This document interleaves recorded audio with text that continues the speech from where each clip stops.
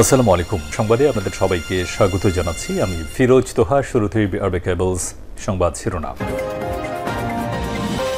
পুরোদমে ভারত পাকিস্তান যুদ্ধ চলছে, আর এই মুহূর্তে আমাদের হাতে এসেছে যুদ্ধের সবথেকে গুরুত্বপূর্ণ তাজা আপডেট সংবাদ। প্রথমেই জানাবো, পাকিস্তানের অপারেশন বুনিয়ান উল মারসুস শুরু করেছে পাকিস্তান।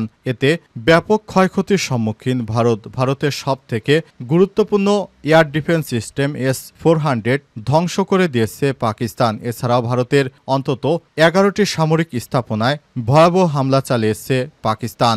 এ পর্যন্ত ভারতের 50 জন সেনা সদস্য নিহতের খবর পাওয়া গেছে।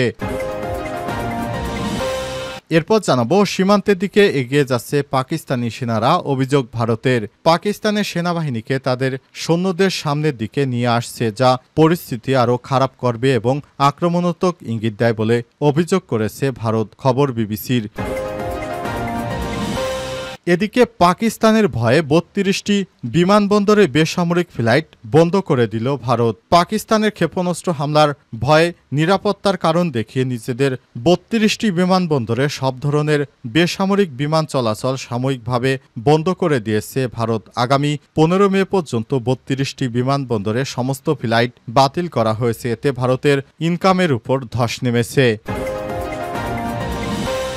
জানাবো, যেসব সত্যে ফিলিস্তিনকে রাষ্ট্র হিসেবে স্বীকৃতি দেবেন ট্রাম্প। মধ্যপ্রাচ্য সফরের অংশ হিসেবে যুক্তরাষ্ট্রের প্রেসিডেন্ট ডোনাল্ড ট্রাম্প মে মাসের মাঝামাঝিতে সৌদি আরবে রিয়াদে অনুষ্ঠিত গালফ যুক্তরাষ্ট্র শীর্ষ সম্মেলনে অংশ নিতে যাচ্ছেন। এই সম্মেলনের আগে 6 মে হোয়াইট হাউসে এক গুরুত্বপূর্ণ ঘোষণার আভাস দিয়েছেন প্রেসিডেন্ট ট্রাম্প, যা নিয়েই চলছে জল্পনা কল্পনা। অবশেষে ডোনাল্ড ট্রাম্প স্বীকৃতি দিতে চলেছেন ফিলিস্তিনকে। এবং সর্বশেষ জানাবো, আওয়ামী লীগ নিষিদ্ধের দাবিতে উত্তাল ঢাকা।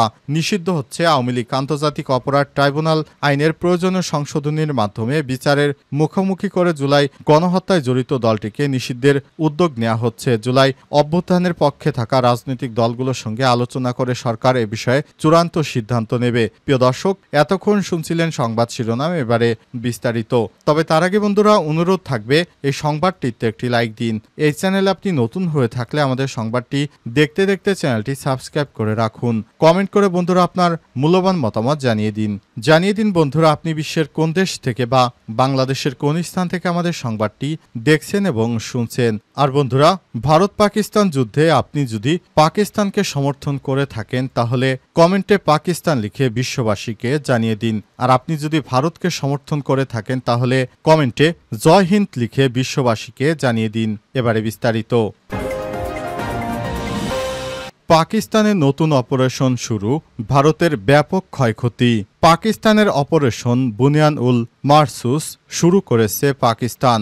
অপারেশন সীসা প্যাসির, যার বাংলা অর্থ শুরুতে, ব্যাপক ক্ষয়ক্ষতির মুখে পড়েছে ভারত। পাকিস্তান বহুমাত্রিক অভিযান শুরু করেছে ভারতের বিরুদ্ধে। ভারতের অপারেশন সিঁদুরের পাল্টা জবাব দিতে অপারেশন বুনিয়াদুল মারসুস শুরু করেছে পাকিস্তান। এই অভিযানের আওতায় আজ শুক্রবার ভারতের 11টি সামরিক স্থাপনায় ভয়াবহ হামলা চালিয়েছে পাকিস্তান সেনারা। পাঠানকোট বিমানবন্দর ঘাঁটি, উধামপুর বিমানবন্দর ঘাঁটি, গুজরাট বিমানবন্দর ঘাঁটি, রাজস্থান বিমানবন্দর ঘাঁটি এবং ভারতের সুপারসোনিক ক্রুজ ক্ষেপণাস্ত্র ব্রাহ্মাসের একটি মজুত স্থানে হামলা চালানো হয়েছে। পাকিস্তানের সেনাবাহিনীর এক জ্যেষ্ঠ কর্মকর্তা জিও নিউজকে সব তথ্য নিশ্চিত করেছে। পাল্টা এই হামলায় ফাতা এক ক্ষেপণাস্ত্র ব্যবহার করছে পাকিস্তান সেনাবাহিনী। নিজস্ব প্রযুক্তির তৈরি এই ক্ষেপণাস্ত্রের রেঞ্জ 120 কিলোমিটার। পাকিস্তানের সামরিক বাহিনীর ওই কর্মকর্তা জানিয়েছে, শুক্রবার রাতে হামলায় ভারতের জম্মু এবং কাশ্মীরের বারামুলা জেলার উরি শহরে ভারতীয় সেনাবাহিনীর একটি ব্রিগেডের হেডকোয়ার্টার্স এবং সরবরাহ লাইন, রসদ ডিপো, নাগরোটা শহরের একটি আর্টিলারি ব্যাটারি ধ্বংস করেছে। এছাড়াও ভারতের পাঞ্জাবের আদমপুর বিমান ঘাঁটিতে মোতায়েন করা হয়েছে আকাশ প্রতিরক্ষা ব্যবস্থা S-400 সিস্টেমকেও ক্ষেপণাস্ত্র দিয়ে ধ্বংস করেছে পাক বিমান বাহিনী। এটি ধ্বংস করার জন্য ব্যবহার করা হয়েছে JF-17। শুক্রবার হামলায় একটি সবথেকে বড় সাফল্য বলে উল্লেখ করেছে পাকিস্তানের প্রতিরক্ষা বাহিনীর কর্মকর্তা। প্রসঙ্গত 22 এপ্রিল ভারতের জম্মু কাশ্মীরের রাজ্যে অনন্তনাগ জেলার পহেলগামে হামলা চালিয়ে ২৬ জন পর্যটককে সক্রিয় রাইফেল দিয়ে হত্যা করে একদল সন্ত্রাসী। নিয়ন্ত্রণ রেখা বরাবর এই হামলার ঘটনায় নিহত পর্যটকদের সবাই পুরুষ এবং অধিকাংশই হিন্দু ধর্মাবলম্বী। দুই দেশের মধ্যে চলমান উত্তেজনার মধ্যে গত মঙ্গলবার পাকিস্তানের অধিকৃত আজাদ কাশ্মীর সহ বিভিন্ন এলাকায় অপারেশন সিঁদুর নামে সেনা অভিযান পরিচালনা করে ভারতের প্রতিরক্ষা বাহিনী। নয়াদিল্লির তথ্য অনুযায়ী অভিযানে ৭০ জন পাকিস্তানি সন্ত্রাসী নিহত হয়েছে। ভারতের প্রতিরক্ষা বাহিনীর অপারেশন সিঁদুরের ৩ দিনের মধ্যে অপারেশন বুনিয়ান উল মারসুস শুরু করে পাকিস্তান। বুনিয়ানি উল মারসুস এর অর্থ সীসা প্রাচীর। এই অপারেশন চালানোর ফলে ভারতে ব্যাপক ক্ষয়ক্ষতি হচ্ছে। বিশেষ করে ভারতের একটি এয়ার ডিফেন্স সিস্টেম S-400 ধ্বংস হওয়াতে ভারত অনেকটাই ভেঙে চুরে যাচ্ছে।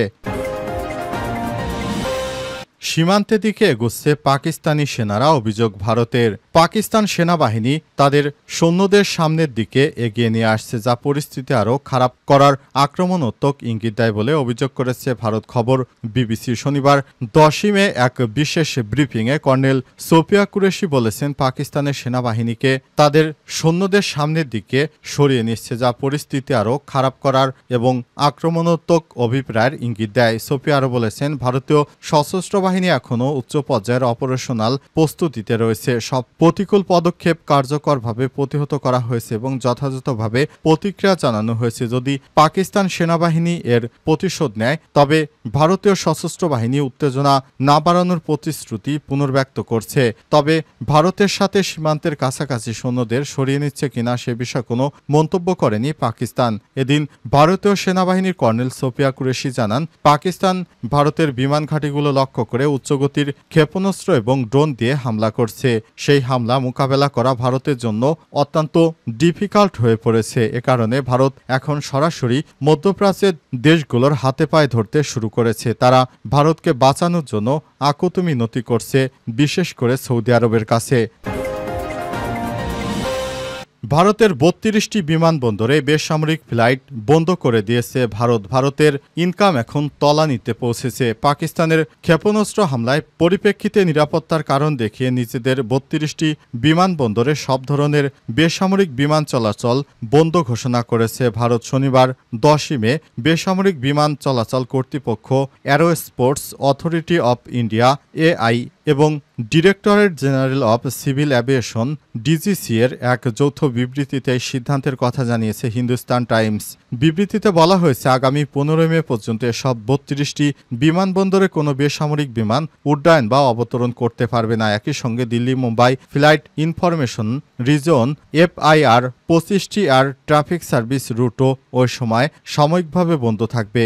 যেসব বিমানবন্দরে ফ্লাইট বন্ধ তার মধ্যে রয়েছে ভারতের আধামপুর, আম্বালা, অমৃতসর, অবন্তিপুর, বাথিন্দা, ভুজ, বিকানের, চণ্ডীগড়, হালারা, হিন্দন, জয়সালমীর, জম্মু, জামনগর, যোধপুর, কান্দোলা, কাঙ্গোরা, কেশোদ, কিশনগড়, কুল্লু মানালি, লেহ, লুধিয়ানা, মুন্ডা, নালিয়া, পাঠানকোট, পাতিয়ালা, পৌরবন্দর, রাজকোট, সারোয়ারা, শিমল, শ্রীনগর, দয়সে এবং উত্তরলাই। প্রসঙ্গত গত 22 এপ্রিল জম্মু কাশ্মীরে পেহেলগামে ভয়াবহ সন্ত্রাসী হামলার পর গত মঙ্গলবার ভারতের প্রতিরক্ষা বাহিনী অপারেশন সিঁদুর নামের সীমিত সামরিক অভিযান চালায় পাকিস্তান অধিকৃত কাশ্মীর ও পাঞ্জাবে। এর জবাবে বুধবার রাতে পাকিস্তান শুরু করে অপারেশন বুনিয়ান উন উরসুস, যার আওতায় ভারতের অন্তত 11টি সামরিক স্থাপনায় হামলা চালানো হয়েছে।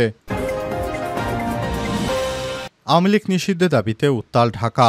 নিষিদ্ধ হচ্ছে আওয়ামী লীগ। আন্তর্জাতিক অপরাধ ট্রাইব্যুনাল আইনের প্রয়োজনীয় সংশোধনীর মাধ্যমে বিচারের মুখোমুখি করে জুলাই গণহত্যায় জড়িত দলটিকে নিষিদ্ধের উদ্যোগ নেওয়া হচ্ছে। জুলাই অভ্যুত্থানের পক্ষে থাকা রাজনৈতিক দলগুলোর সঙ্গে আলোচনা করে সরকার এবং এ বিষয়ে চূড়ান্ত সিদ্ধান্ত নেবে। অন্তর্বর্তীকালীন সরকার গতকাল বিবৃতি দিয়ে আওয়ামী লীগ নিষিদ্ধের বিষয়ে গুরুত্বের সঙ্গে বিবেচনার কথা জানিয়েছে। সেই পর্যন্ত সবাইকে ধৈর্য ধরার আহ্বান জানানো হয়েছে। এদিকে আওয়ামী লীগের বিচার নিবন্ধন বাতিল এবং রাজনৈতিক কার্যক্রম নিষিদ্ধের সুস্পষ্ট রোডম্যাপের দাবিতে টানা 2 দিন ধরে উত্তাল রয়েছে রাজধানী। জুলাই গণহত্যার দায়ে দলটির বিচার এবং রাজনৈতিক কার্যক্রম নিষিদ্ধের বিষয়ে সুস্পষ্ট রোডম্যাপ ঘোষণার দাবিতে প্রধান উপদেষ্টার বাসভবন যমুনার কাছে ফোয়ারার সামনে গণজমায়েত অনুষ্ঠিত হয়েছে। এতে বিভিন্ন রাজনৈতিক দলের নেতাকর্মী সহ ছাত্র জনতা অংশ নেয়। পরে একই দাবিতে ছাত্র জনতা গতকাল বিকেলে শাহবাগ ব্লকেট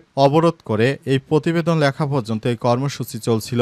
সেখানে অবস্থান নেওয়া ছাত্র জনতাকে আওয়ামী লীগ নিষিদ্ধ, শেখ হাসিনার বিচার সহ নানা স্লোগানে প্রকম্পিত করতে দেখা গেছে। এই কর্মসূচিতে দ্বিতীয় অভ্যুত্থান আখ্যা দিয়ে আওয়ামী লীগ নিষিদ্ধের প্রজ্ঞাপন না আসা পর্যন্ত শাহবাগে অবস্থানের ঘোষণা দিয়েছেন তারা। এর আগে বৃহস্পতিবার রাত 10টার দিকে জাতীয় নাগরিক পার্টির আহ্বানে এই কর্মসূচি শুরু হয়। এরপর ইসলামী ছাত্র শিবির সহ বিভিন্ন রাজনৈতিক দলের সঙ্গে একত্রতা প্রকাশ করে পুরো ঢাকা শহর ঘিরে ফেলে।